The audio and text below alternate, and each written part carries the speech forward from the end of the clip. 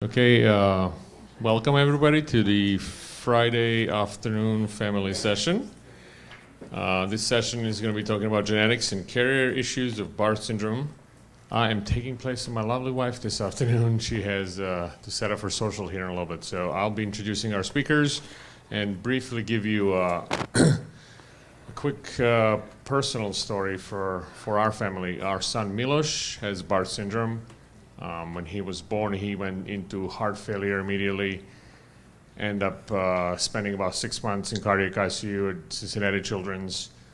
Survived, pulled out of that heart failure, and came home for a little bit, knowing that as soon as he added any additional stress on his heart, he would likely finish back in heart failure again. And sure enough, at 14 months or 13 months, he was back in cardiac ICU.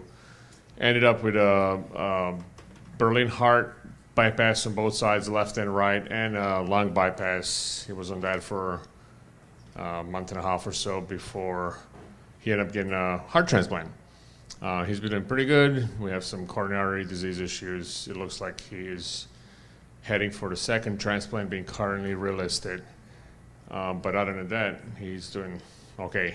His function is still pretty good, and so that's a brief intro to our family life situation for the last 6 years. So what I plan on doing is something a little bit different. Back of your programs, you have biographies. You can read everything you want to know scientifically about these wonderful presenters. And I'm not going to go over any of that. Okay? I know. So I'm gonna roll them out one by one. We're going to start with the first presentation. That's going to be Iris Gonzalez. And Iris, in addition to her wonderful scientific and professional achievements, enjoys painting. She likes to work with mixed media and watercolors. And she likes gardening. And what you guys may not know is that she is truly a wonderful, wonderful, wonderful person, able to give herself up for her Barth families and step up when things get tough. Last year we had a family that ended up having a child in a hospital where Iris works, being rapidly progressing heart failure situation, ended up with a Berlin heart, and there was nobody there for them from our community or anybody that could help out. And Bree was able to get in touch with Iris and say, is there any way you can stop by and say hi so they have a friendly face and know somebody or anything like that? And she dropped everything and showed up, stayed with them, and kept them coming back and visiting and gave us updates on what was going on and everything. So just to have that, thank you so much from all of us. Without further ado, Iris, please. Well, actually, and I could even speak Spanish to the surgeon. So I told him to take good care of this little boy. Okay, so this is my talk, and it's a shortened version of a longer talk I had prepared. And that thing is going to be on the website under resources, because we actually lost the printed out handout. So who knows where it is? It will be found tomorrow. Okay, so here we go. What happens is that now people are getting reports that say the child has such and such variant in the TAZ gene. And the doctors get the same kind of thing, and they're saying, what on earth is a variant? Why isn't it a mutation anymore? Well, so let's begin here. DNA changes used to be called mutations, and now we are calling them variants. And the two words mean exactly the same thing. Mutation comes from one Latin root, and variant comes from a different Latin root. Both of them exactly the same meaning, except that variant does not have the bad connotation as mutation. Mutation you immediately say is bad. So now a lot of people have been sequenced, lots of DNAs, and their databases with 80 to 100,000 genomes of people. And so you look through that database, and you find that there are lots of TAZ variants that are not pathogenic or unlikely to be pathogenic. So, and others that are iffy. And so variant is a very appropriate term now because we don't know. You are loaded with variants. Each of us has at least 10 bad variants, but we're all walking around healthy. Because our bad variants, you need 2 copies to keel over. Okay. So a deleterious change is now called a pathogenic variant, and there are also likely pathogenic variants if you're not sure. A benign variant is one that still allows function of the protein, and then there are those variants of unknown significant, or VUS or VUS. And that is the bane of everybody's existence because we don't know. There's got to be evidence that supports pathogenicity or being benign. And we don't always have that information. So how do you decide if a variant is pathogenic or benign? The first thing is you do a sequencing. This is the old way sequencing, where this is what the machine spits out. And big labs maybe don't look at all of this. They only look at the printout that is this top line with the letters. And then a computer has this text version and will align it to a reference sequence that would be the normal sequence for the gene. Now, in our lab, because it's a small lab, we look at each chromatogram because they're iffy and wishy-washy regions on them sometimes. They're compressed, or they're peaks that are too small, or there's something funny. But not everybody can do that. So a patient's DNA is compared to the normal reference sequence with a computer program, and if there's a difference, then you determine where it is. Is it in an exon, or is it an intron of the gene? If it's in an exon, you have to decide, does it change the coding? Does it affect the splicing? If it's in an intron, you're in a gray area, because some of them can be real bad if they affect splicing, if they introduce some other signal. So now comes variant assessment, and it often is not easy. These are the gals in the lab, and they must have pored over this one case about 2 hours, sitting there arguing, looking at the things that they had to look at, what things from the databases they should fish out, what computer programs they should use for analyzing the possibility of pathogenic or not. Now, there are guidelines to help us with the assessment, and that's on the next slide. I'll show it to you real quick, but I'll go back to this. This is the guidelines, going from that side to the red side. The red side is the bad stuff, okay? But I'll go back to this.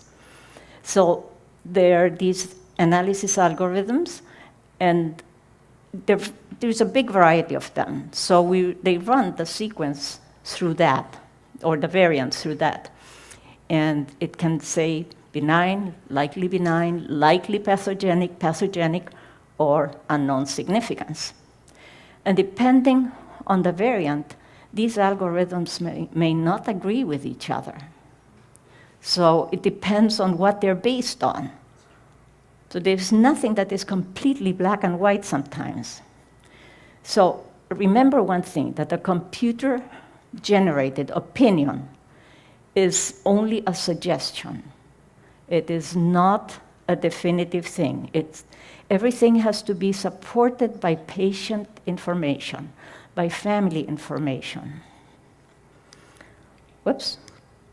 So the lab personnel will review these results, and they first look for information about population frequency of the variant. If the population frequency is high, like 5% or more, you would say it's considered likely benign. If it's 30% in the population, well, certainly benign. Okay? So that is a very fast and easy one, and it's the first thing they run through, population frequency, just to see. But a lot of them are rare.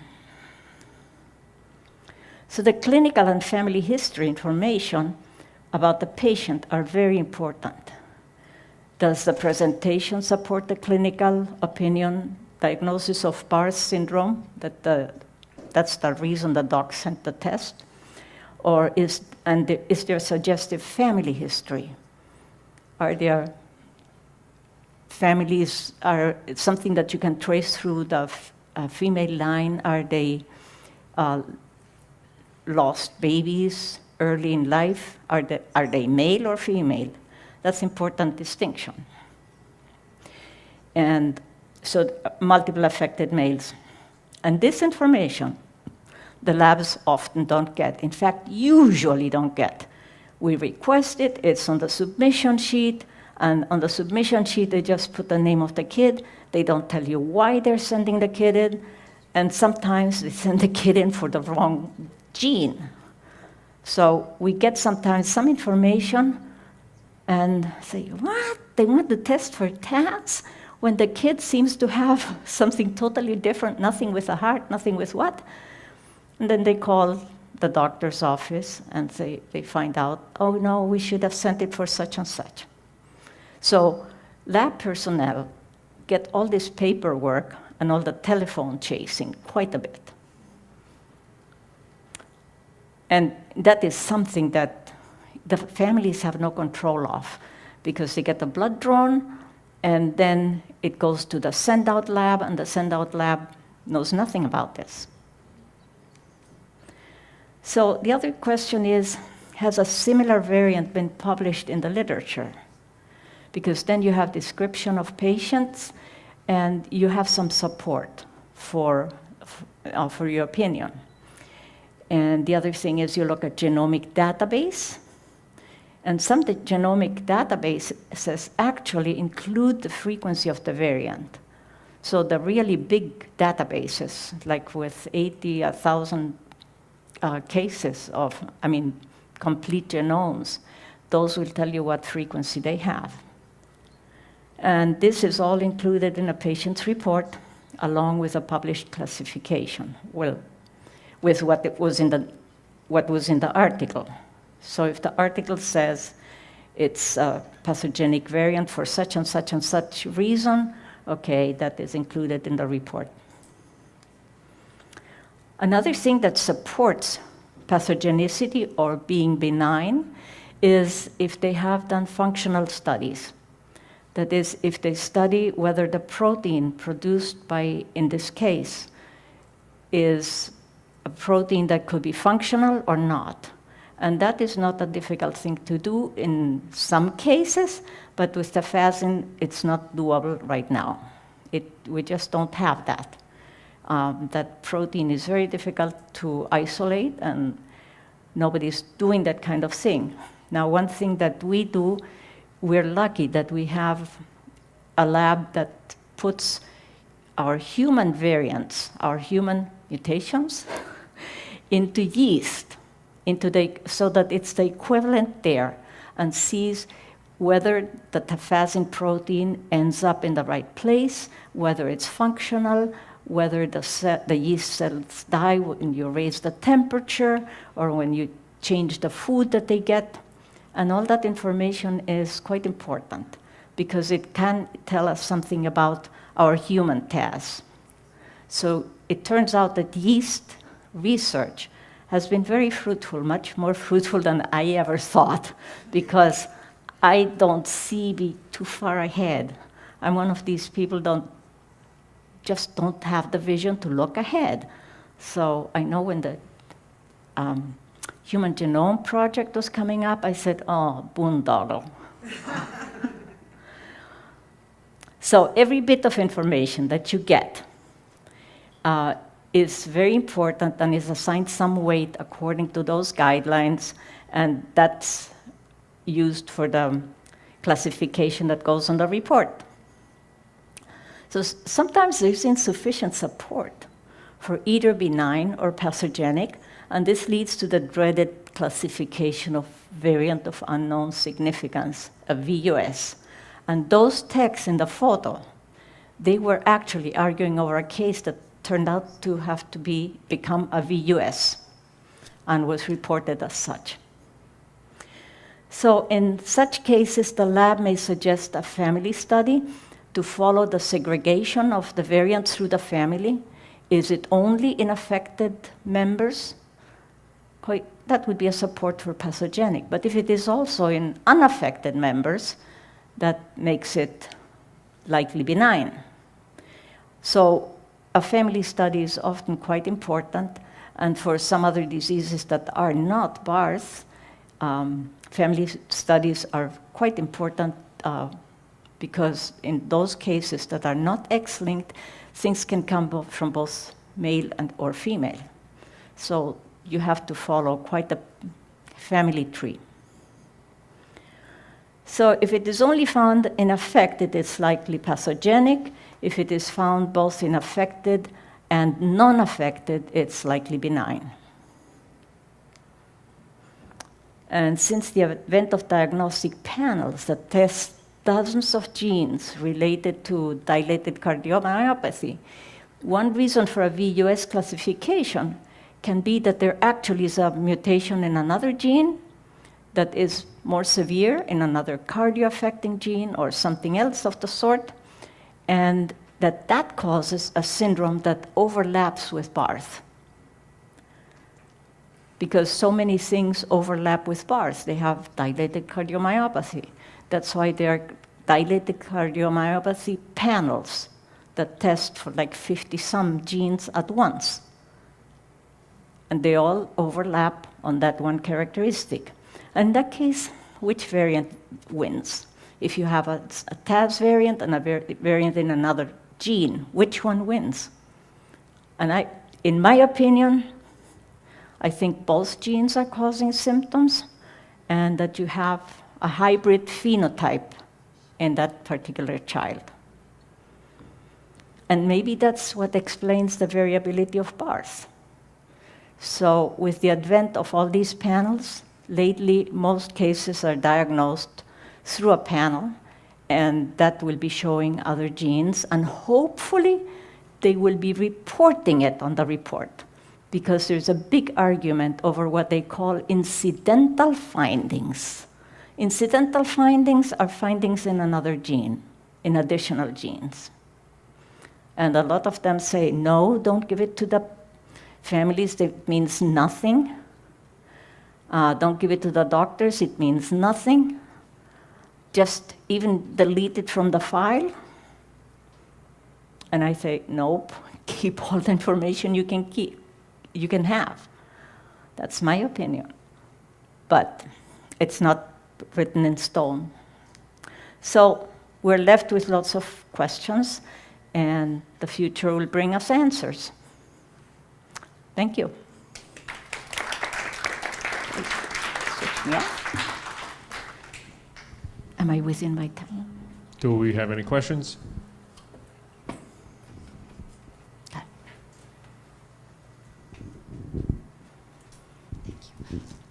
So you were saying that they could find variants in other genes, and that. Yeah. I remember when we had our testing done, we knew the gene we were looking for, you know, and so then I don't think the lab looked for anything else other than that, and they essentially said, we know the mutation we're looking for, and yes, we found it, and it's the exact same one. So how do you look for, how do you know if other ones were looked for? No, in this case, because our lab was not using panels. So if they're using a panel, that information, any additional information that could be relevant, that could impact the heart or impact like the neutropenia, those genes, if they are on those panels, or on that whole exome testing, some of that should be reported, anything that has to do with a phenotype at hand. But in your case, the lab only concentrated on that. One of them is going to be a boyfriend. Anybody else? So the first one that'll come up is basically you and Cindy. So you're saying that even if they recognized a variant that could potentially be another life problem for someone, Yeah. the lab is not liable to or can't tell Well, the person that or it the de- family that? Is that, no. am I understanding that correctly? Well, it depends on how your test was done. In the olden days, the suspicion would be, say, Barr syndrome, and only the Barth test was tested for. Only that gene was tested for. Nowadays, when a pediatrician sees a cardio case, they often send it for a panel. And in that case, maybe there's a mixed phenotype. But in your case, you were one of the first families, so only the TAZ gene was done. The panels didn't exist. So, yeah. But if a panel is done for your family, you have a right to get more information. And if anything is suspected, one can always send for something like that. Okay? Thanks.